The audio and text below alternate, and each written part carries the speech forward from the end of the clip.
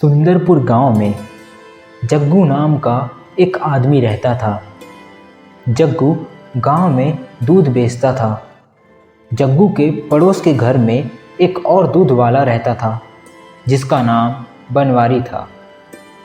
पता नहीं ये बनवारी अपने दूध में क्या मिलाता है जो सारे लोग उसी से इतना दूध खरीदते हैं। अगर ये ना होता तो मेरा व्यापार कितना अच्छा चल रहा होता। बनवारी बहुत अच्छा इंसान था। वह राह चलते लोगों की मदद भी करता था।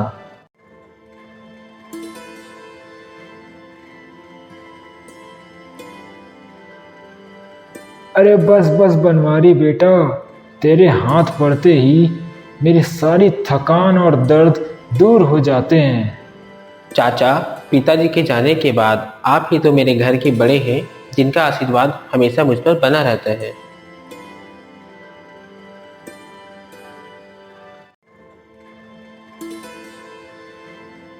बनवारी अपना सारा काम पूरे मन से करता था, फिर चाहे वो किसी की मदद करनी हो या दूध बेचने का काम हो। बनवारी अपने परिवार के साथ खुश रहता था, लेकिन जग्गू हमेशा किसी न किसी पर गुस्सा करते रहता था, तो कभी किसी न किसी से झगड़ा करते रहता था।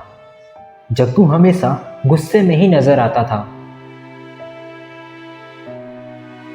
अरे जग्गू भाई, आ गए दूध बेचकर?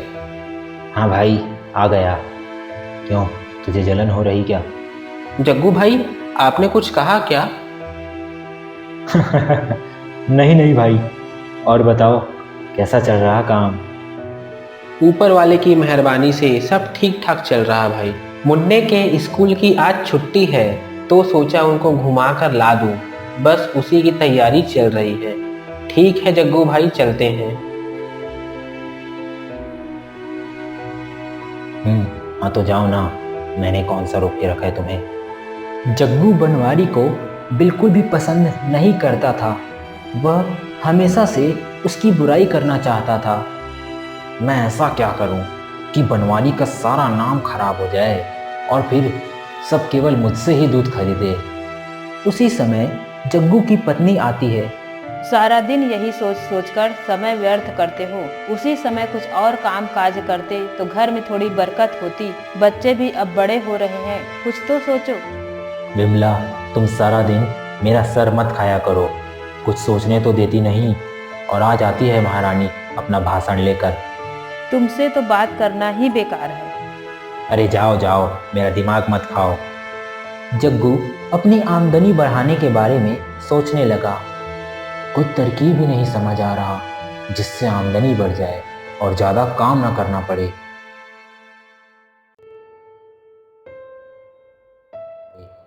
अगले दिन जग्गू गाय का दूध निकालता है और सभी के घर देने जाता है।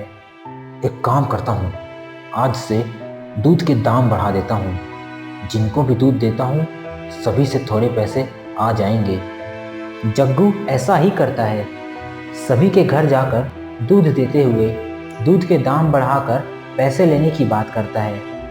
तब कुछ ग्राहक जग्गू से कहते हैं, क्या क्या बात करते हो जग्गू भैया, मैं इतने दामों में दूध नहीं खरीदूंगी। आप उसी दाम में दूध दो, नहीं तो रहने दो। ये क्या बात हुई जग्गू भाई, अचानक दूध के दाम बढ़ा दिए? रहने दो, मैं बनवारी से ही दूध ले लूंगा। ये दाम बढ़ाने वाली बात तो किसी काम की नहीं रही। इससे तो आमदनी भी ज़्यादा बढ़ेगी नहीं, कुछ और बड़ा सोचना पड़ेगा।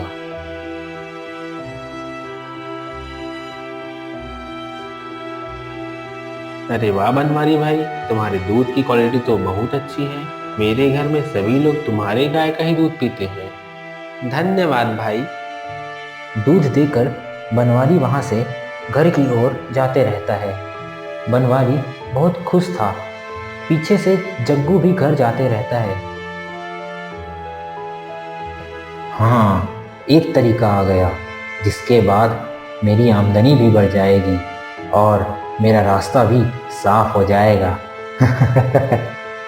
अगले दिन जग्गू सुबह सुबह चुपचाप बनवारी के दूध के डब्बे में नशीली दवा मिला देता है और फिर बनवारी रोज की तरह सभी को दूध दे देता है। दूध पीकर कुछ ग्राहकों की तबीयत खराब हो जाते हैं।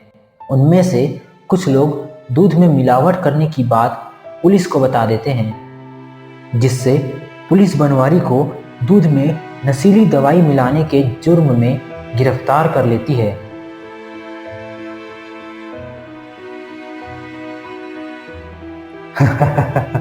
अब मेरे रास्ते का कांटा हट चुका है। अब तो खूब आमदनी होगी। क्या इसका मतलब तुम्हारी वजह से बनवारी भैया को जेल हो गई? अरे हाँ, मैंने किया। तुमसे मतलब तुम्हें पैसे चाहिए ना, ये लो।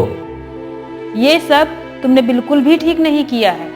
ऐसा कहकर विमला वहां से चले जाती है। अगली सुबह विमला बनवारी की पत्नी को लेकर गांव के मुखिया के पास जाती है। मुखिया जी, बनवारी भैया निर्दोष है। उन्होंने दूध में कुछ नहीं मिलाया था। गलती तो मेरे पति जग्गू की है। जो आदमी अपनी मेहनत को छोड़कर दूसरों के खुशहाल जिंदगी को देखकर जलता था, और इसी जलन के कारण उसने लालच में आकर कि गांव के सभी लोग केवल उसी से ही दूध खरीदे, इसलिए उसने बनवारी के दूध के डब्बे में नशीली दवा मिला दी थी। क्यों रे जग्गू, ये बात सच है?